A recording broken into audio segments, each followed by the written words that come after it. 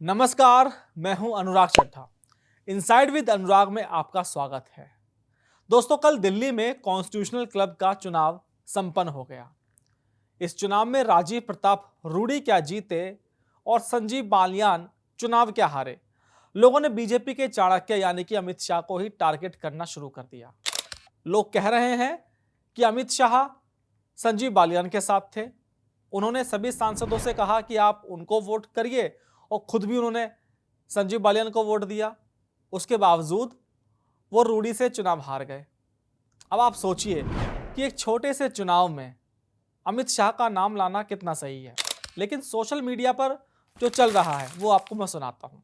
लोग कह रहे हैं कि बीजेपी के सबसे बड़े रणनीतिकार कहे जाने वाले अमित शाह अब अपनी ही बिसात पर बेबस और बेसहारा नजर आ रहे हैं। कल रात दिल्ली में विपक्ष ने अमित शाह को एक बड़ा झटका दिया था। भाजपा के ही ठाकुर नेता राजीव प्रताप रूडी को चुनाव में जीत दिलवाकर। अब आप सोच रहे होंगे कि यह कैसी पहेली है, जीत भी बीजेपी की और हार भी बीजेपी की, सबसे बड़े रणनीतिकार की। तो दोस्तों, कहानी इतनी सीधी नहीं है। यह जीत जितनी रूडी की है उससे कहीं ज्यादा विपक्ष की है, और यह हार जितनी उनके विरोधी की है उससे कहीं ज्यादा अमित शाह की है, ऐसा लोग कह रहे हैं। यह कहानी है बीजेपी के घर में लगी उस आग की जिसमें घी डालने का काम किया विपक्ष ने। दोस्तों, यह कहानी किसी आम चुनाव की नहीं है।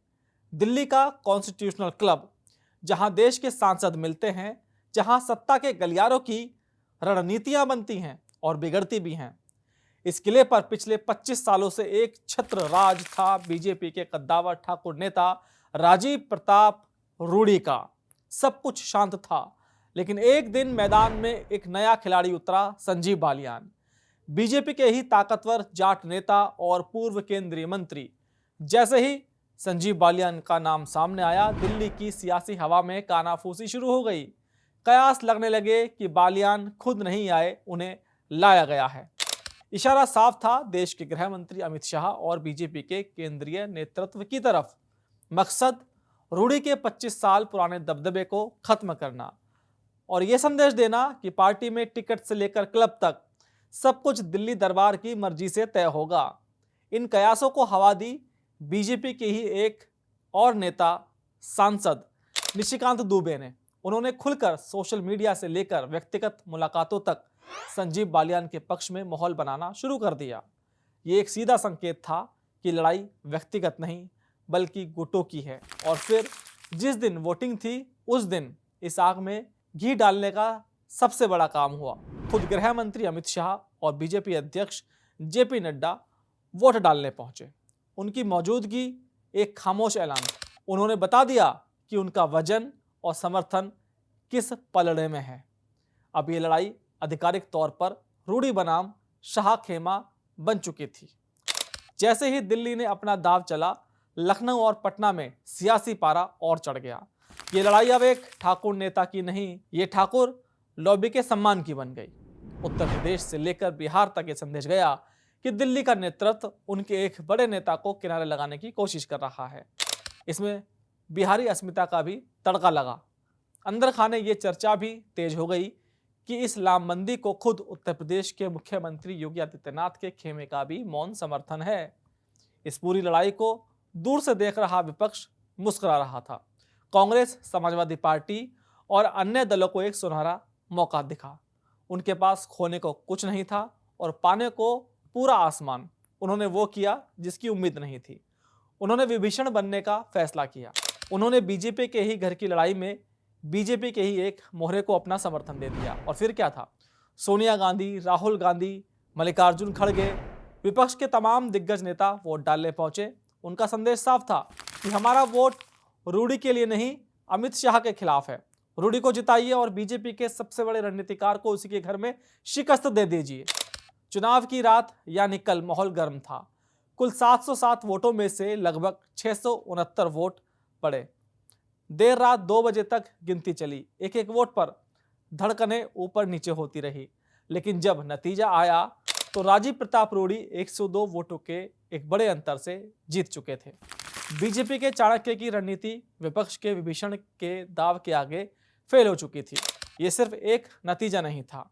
इस जीत के बाद जो बयान आए, उन्होंने इस कहानी का असली मतलब समझाया। जीत के बाद रूडी ने मीडिया से कहा, यह जीत 1 लाख मतों से ज्यादा की है।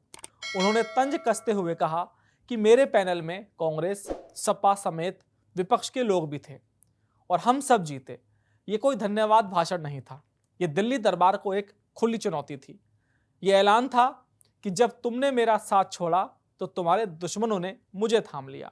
यह संदेश था कि मैं अब सिर्फ तुम्हारी मर्जी का नेता नहीं, बल्कि एक ऐसी धुरी हूं जो अपने दम पर विपक्ष को भी साध सकता है। मौके का फायदा उठाते हुए कांग्रेस नेता शक्ति सिंह गोहिल ने भी ट्वीट किया, कॉन्स्टिट्यूशनल क्लब का चुनाव दिलचस्प है। यहां ईवीएम से मतदान नहीं हुआ था, हमने बैलेट पर वोट दिया है। ये एक तीर से 2 निशाने थे। पहला, रूडी की जीत को लोकतंत्र की सच्ची जीत बताकर उसे वैधता दी। दूसरा, बीजेपी की बाकी जीतों पर यह कहकर सवाल उठा दिया कि जो ईवीएम से होती है इसलिए भरोसे लायक नहीं। विपक्ष ने इस मौके का इस्तेमाल सरकार की चुनावी प्रक्रिया पर ही शक पैदा करने के लिए किया। इस हार पर शाह, खेमे या संजीव बालियान की तरफ से कोई बयान नहीं आया। यह इस बात का सबूत था कि उनकी रणनीति न सिर्फ विफल हुई, बल्कि उसने पार्टी के भीतर की दरारों को, खास करके ठाकुर नेताओं के बीच के अंतर को और भी चौड़ा कर दिया। एक छोटी सी जंग जीतने के चक्कर में उन्होंने एक बड़ी लड़ाई की नींव खोद दी है। ये एक चेतावनी है, ये ठाकुर लॉबी की तरफ से बीजेपी आलाकमान को एक अलार्म है कि अगर उन्हें कमजोर करने की कोशिश हुई तो वो पार्टी की दीवारों को लांघने से भी नहीं हिचकेंगे। ये बिहार चुनाव से पहले बिहारी अस्मिता का एक ऐसा मुद्दा है जो बीजेपी को बैकफुट पर धकेल सकता है। तो सवाल ये नहीं है कि राजीव प्रताप रूडी जीते या संजीव बालियान हारे। असली सवाल यह है कि क्या बीजेपी के अंदर की ये दरार अब एक ऐसी खाई बन चुकी है जिसे पाटना नामुमकिन है। क्या विपक्ष को बीजेपी को हराने का वो विभीषण फॉर्मूला मिल गया है जो 2027 में भी काम आएगा। एक ठाकुर नेता को दबाने की कोशिश ने ठाकुरों के गुस्से को ऐसा भड़काया कि उसकी आग बिहार से लेकर यूपी तक फैल सकती है। इस एक चुनाव ने बीजेपी के अभेग लगने वाले किले में एक बड़ा सुराख कर दिया है। अब देखना यह है कि बीजेपी के जो आलाकमान नेता हैं इस सुराख को कैसे भरेंगे।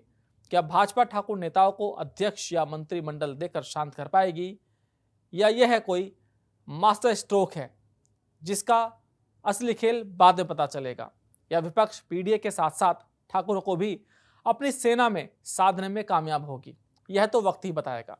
लेकिन दोस्तों, मैं इस शो के अंत में एक बात आपसे कहना चाहूंगा कि यह चुनाव बिल्कुल भी ऐसा नहीं था कि जो कह रहे हैं लोग कि अमित शाह ने संजीव बालियान को चुनाव लड़वाया। अरे भाई, दोनों नेता तो बीजेपी के थे। अगर अमित शाह या मोदी जी नहीं चाहेंगे तो क्या रूडी जी पार्टी में एक दिन भी रह पाएंगे?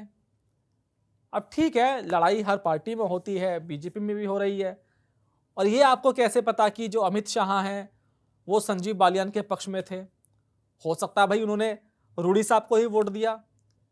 अब आप लोगों ने कैसे मतदान केंद्र के अंदर ऐसा कैमरा लगा दिया जिसके बाद आप ये समझ गए कि भाई अमित शाह ने संजीव बालियान को वोट दिया है?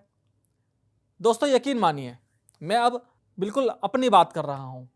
अगर राजीव प्रताप सिंह रूडी को चुनाव हराना होता तो पहली बात तो ये एक इशारा दिल्ली दरबार से आता कि रूडी साहब आपको चुनाव नहीं लड़ना कॉन्स्टिट्यूशनल क्लब का, और फिर संजीव बालियान चुनाव लड़ते, कोई और चुनाव नहीं लड़ता और निर्विरोध संजीव बालियान जीतते। ये निश्चित है। और दूसरी बात, अगर अमित शाह और राष्ट्रीय अध्यक्ष रूडी को चुनाव हराना चाहते तो वो सुबह सुबह पहुंचते।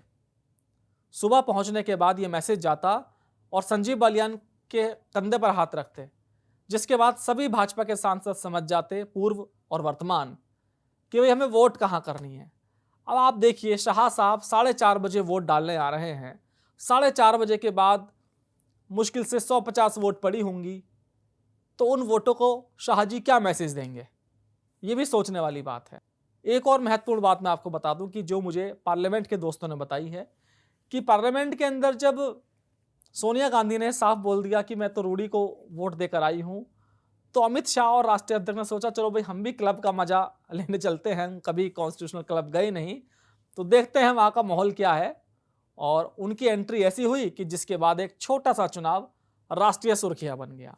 तो कुल मिलाकर अमित शाह और मोदी की टीम को लोग असल चुनाव में तो हरा नहीं सकते, लेकिन छोटे से चुनाव में जब उन्हीं की पार्टी का नेता जीत गया तो उसी को विपक्ष अपनी जीत बताकर खुश हो रहा है। तो चलिए विपक्ष, आप खुश रहिए, लेकिन तकनीकी पॉइंट्स पर आप जरूर जाइए।